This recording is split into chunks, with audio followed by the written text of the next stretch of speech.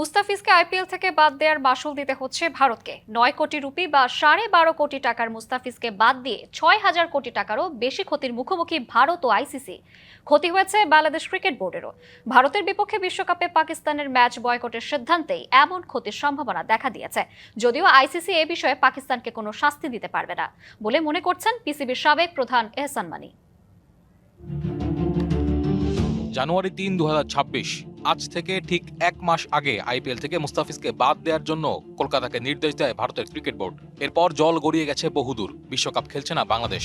অন্যদিকে বিশ্বকাপ খেললেও ভারতের বিপক্ষে ম্যাচ বয়কট করেছে পাকিস্তান। 9 কোটির মুস্তাফিজকে বাদ দিয়ে এখন 6,000 কোটি টাকারও বেশি লস গুনতে হচ্ছে ভারতকে। এমন পরিস্থিতিতে আর্থিক ক্ষতির মুখোমুখি হচ্ছে সব পক্ষই। এক নজরে দেখে আসা যাক সে পরিসংখ্যান। শুরুতেই আইপিএল থেকে বাদ পড়ায় মুস্তাফিজ হারিয়েছে 9 কোটি রুপি, যা টাকায় 12.5 কোটির একটু বেশি। মুস্তাফিজকে বাদ দেওয়ায় নিরাপত্তা ঝুঁকিতে বিশ্বকাপ খেলা হচ্ছে না বাংলাদেশের। অংশগ্রহণ না করার জন্য প্রায় 330 কোটি টাকার মতো ক্ষতি হবে বাংলাদেশ ক্রিকেট বোর্ডের।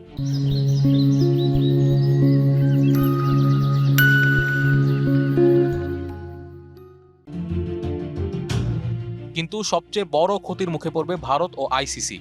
বাংলাদেশের পাশে দাঁড়িয়ে বিশ্বকাপ খেললেও ভারতের বিপক্ষে ম্যাচ বয়কট করেছে পাকিস্তান, যার ফলে সব মিলিয়ে প্রায় 6,000 কোটি টাকারও বেশি ক্ষতির মুখোমুখি হবে ভারত ও আইসিসি। আর ভারতকে এমন ক্ষতির মুখোমুখি করেছে পাকিস্তান।